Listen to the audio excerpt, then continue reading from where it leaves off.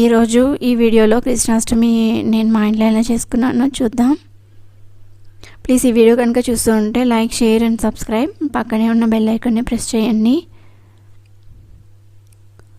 నేనైతే ఇలా కృష్ణుని పాదాలు అయితే బియ్య పిండితో ఇలా పెట్టుకున్నాను.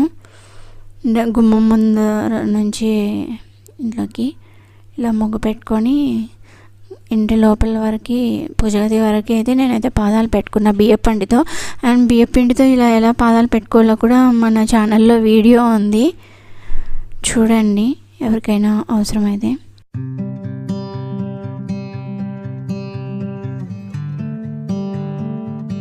ఇలా అయితే పాదాలు పెట్టుకున్నాను. అండ్ పసుపు కుంకుమ పెట్టుకుంటే మంచిది పాదాల, లేదా ఫ్లవర్ అయినా. ఇక్కడ కూడా ఇలా పెట్టుకున్నా.